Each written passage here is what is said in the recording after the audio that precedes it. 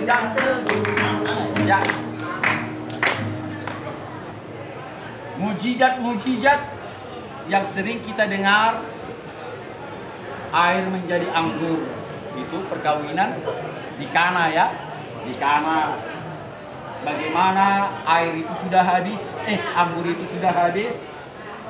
Ingat nggak perkataan mamanya yang melahirkan dia, Maria? Karena Yesus waktu itu mengatakan, isi itu drum-drum tempat air itu yang habis. Orang bingung. Maria melihat, sudahlah, turutilah apa yang dikatakannya. Saya mau katakan, apa yang patut kita renungkan perkataan Maria, bahwa dia sudah tahu bahwa dia bukan manusia biasa. Turutin aja apa yang dikatakan. Itu mengandung arti mamanya sudah tahu dia bukan hanya manusia biasa. Pertama, dan waktu dia mengandung, dia mau melarikan diri. Loh, bisa aku hamil? Padahal Yusuf tunangannya tidak pernah menjamahnya. Dan Yusuf sendiri mau meninggalkan dia. Tapi datanglah firman Tuhan lewat mimpi. Yusuf, jangan kau lari dari istrimu. Ya, karena kehamilan daripada Maria itu berasal daripada Roh Tuhan. Baru dia percaya, dan Maria juga percaya bahwa kehamilan dia itu adalah kelahiran daripada Tuhan sendiri. Dia sendiri masuk ke rahim manusia. Makanya dia lahir sebagai manusia, agar manusia melihat dia bukan hanya wajahnya, tapi bisa mendengar suaranya secara langsung. Itu makanya dia menjelma di dalam anaknya yang tunggal itu. Kalau dia datang dalam bentuk gajah, bagaimana orang India banyak gajah di sana mengetahui itu suara Tuhan? Atau di Thailand banyak gajah.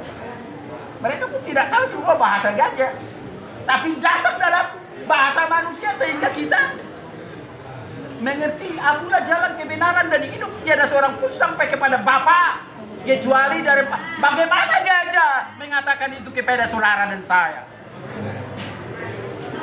Ada gajah bisa ngomong kayak gitu kawan? Atau burung beo? Hanya manusia. Makanya dia datang ke manusia. Aku tidak bermula dan tidak berakhir seperti Bapa. Ya. Aku pergi ke rumah Bapakku untuk menyediakan tempat bagimu. Di rumah Bapakku banyak tempat yang kusediakan kepadamu. Karena itu percayalah kepadaku dan lakukanlah apa yang kukatakan kepadamu. Bisa gajah ngomong kayak gitu enggak? Enggak bisa. Maka itu datang dia dalam rupa manusia sehingga manusia bisa percaya kepada dia. Dan sebelum dia lahir, seperti yang saya katakan dalam Yesaya 53, itu nubuatan. Sebelum dia lahir sudah dinubuatkan di situ, ya, bahwa dia akhirnya menjadi menyelamatkan manusia. Sekalipun dia dihina, dicaci maki, dibunuh, ditikam perutnya sebelum terjadi, sudah ada dalam Taurat Perjanjian Lama ini, sudah ditulis oleh Nabi. Ya. Jadi bagaimana kita tidak percaya lagi? Sebelum dia lahir, disiksa, disalibkan dan mati, bahkan bangkit dari kematian, naik ke surga, sudah dikatakan di sini. Oh, banyak kali penyesat. Itu Bible itu sudah dirubah itu. Yang mati itu bukan dia, orang lain. Waktu itu dia nggak ditangkap, bukan disalib. Orang lain itu.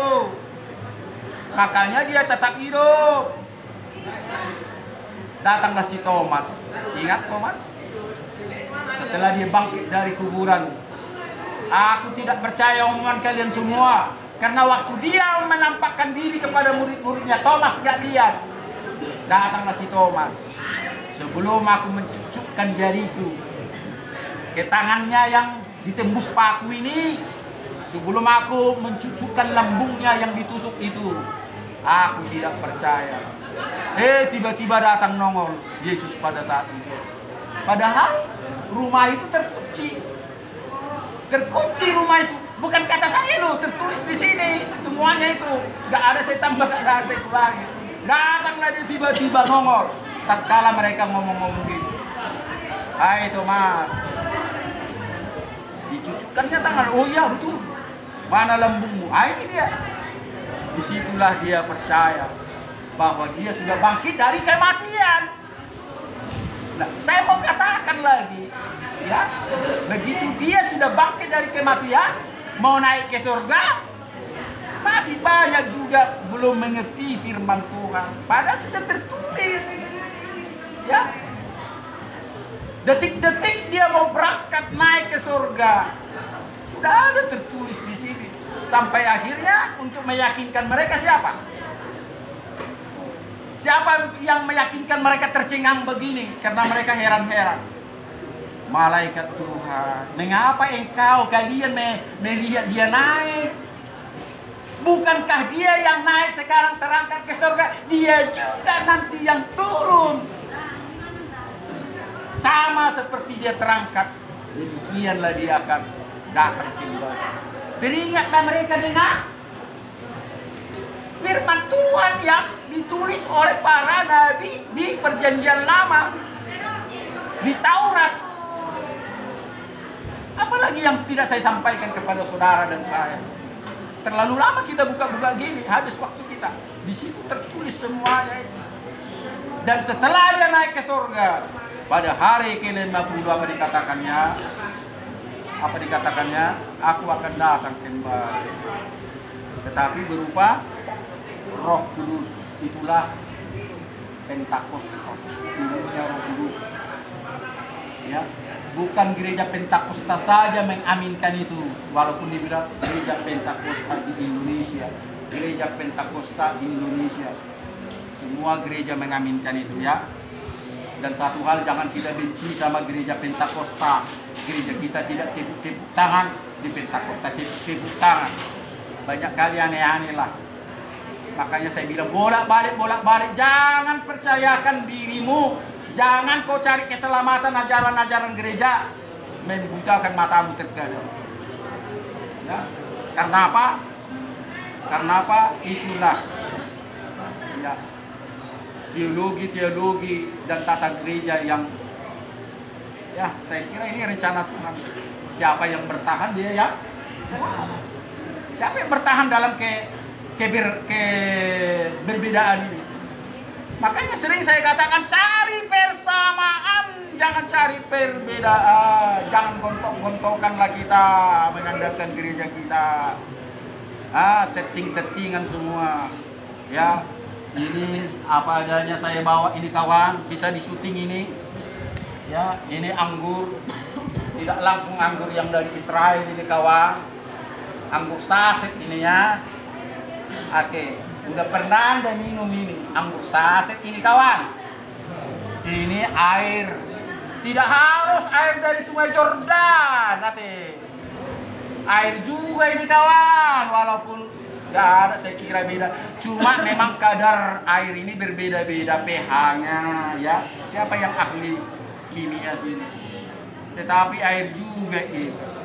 Makanya orang Batak dikatakan sadama hamu songodai niaik. Unang maragam-ragam songodai ini tuak. Amin. Amin. Itu orang Batak sering mengatakan itu.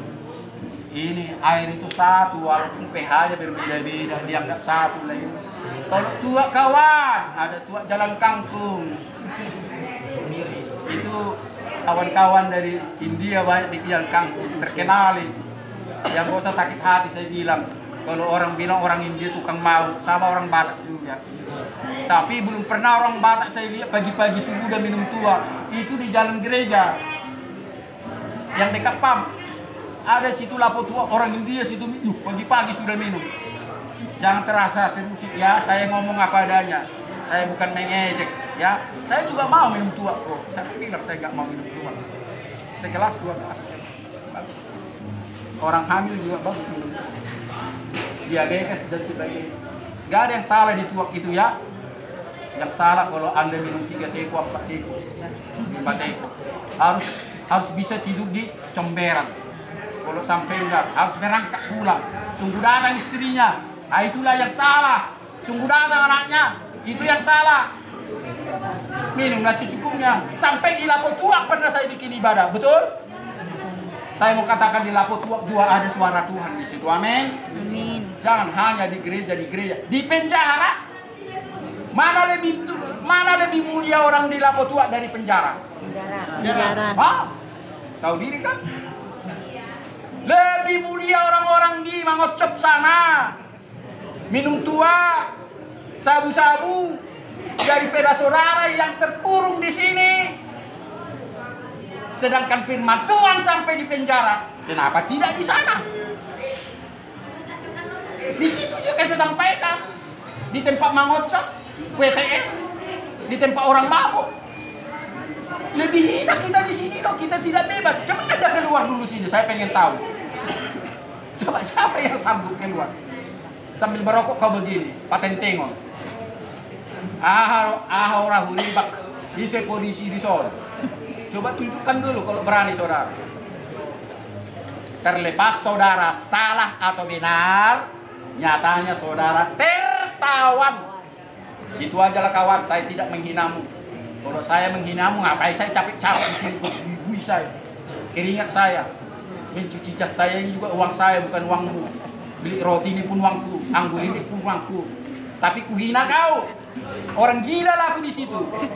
Gila nggak? Lebih gila saudara dan saya, seperti Gus Dur bilang. Pernah nggak Gus Dur bilang?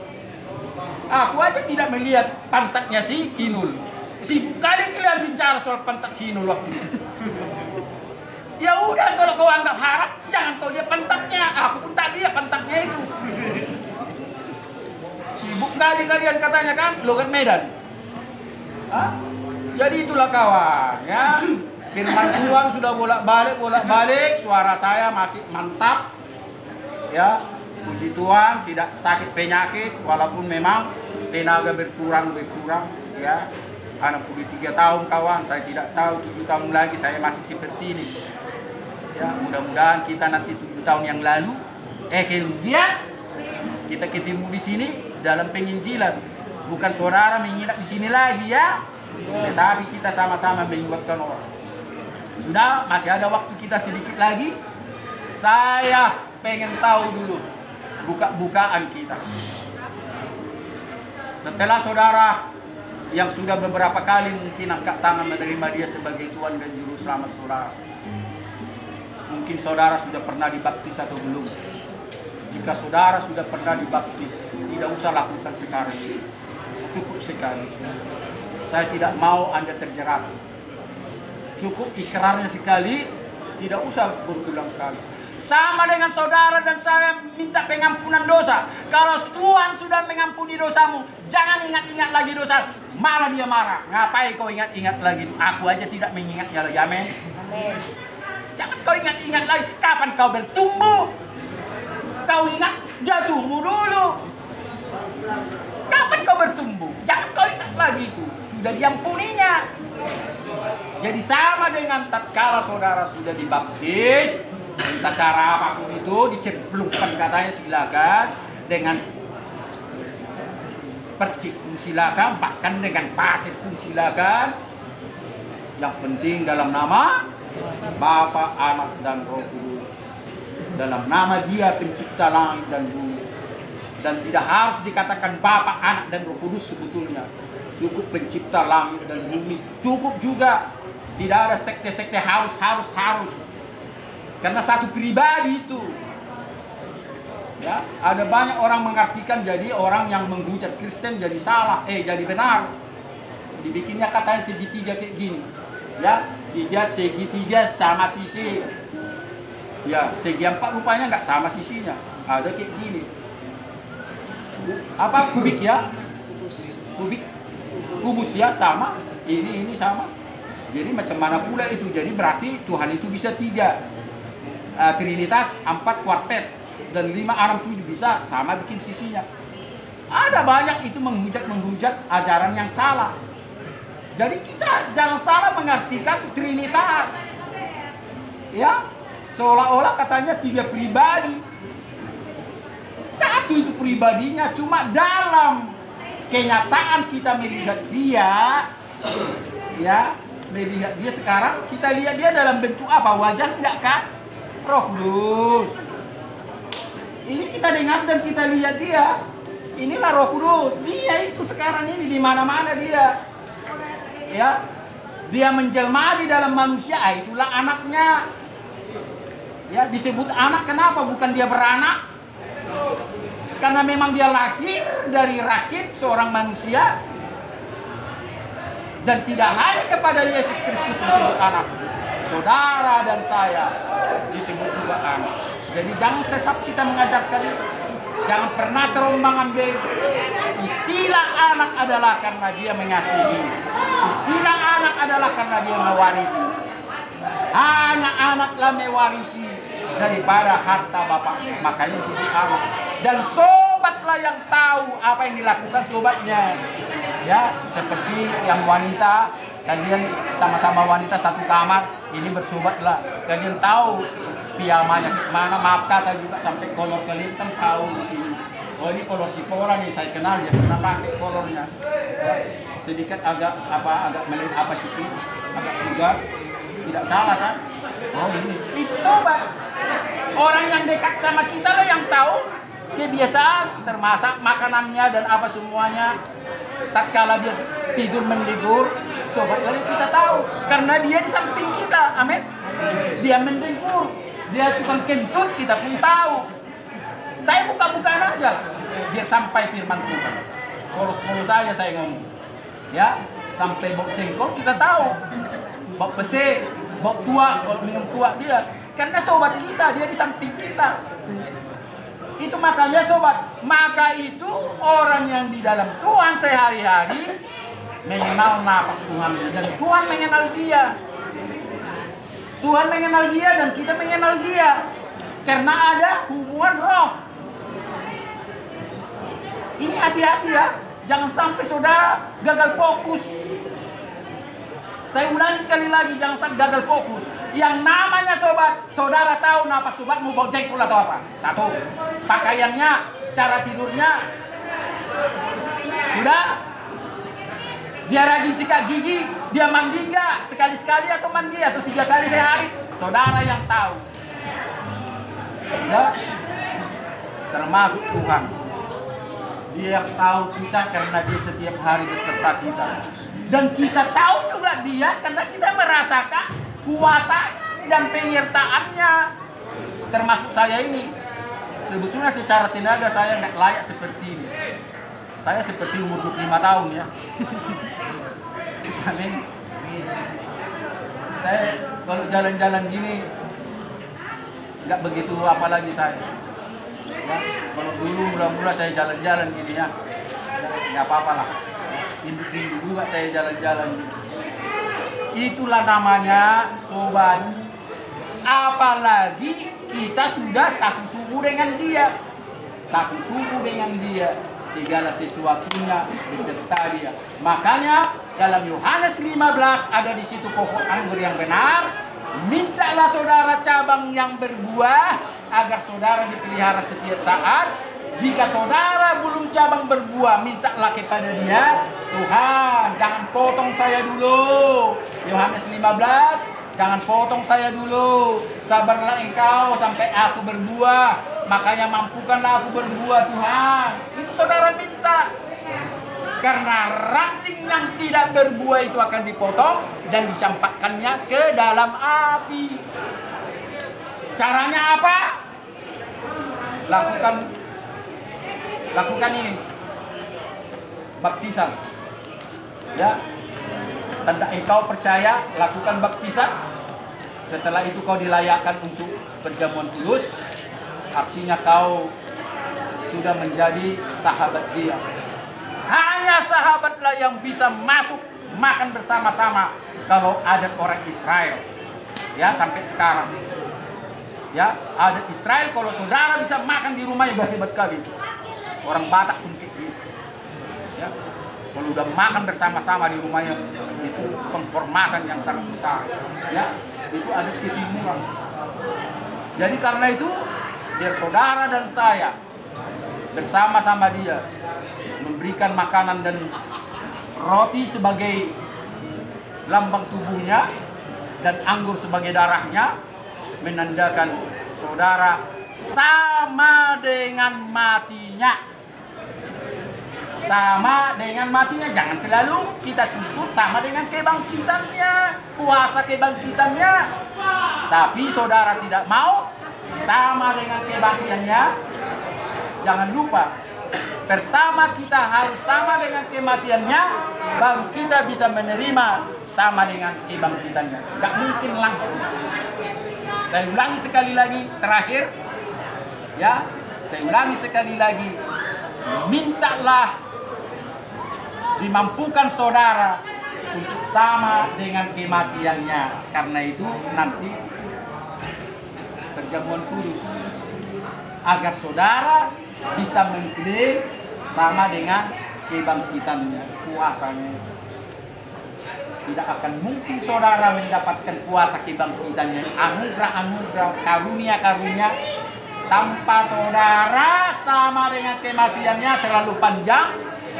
Kematiannya adalah saudara melawan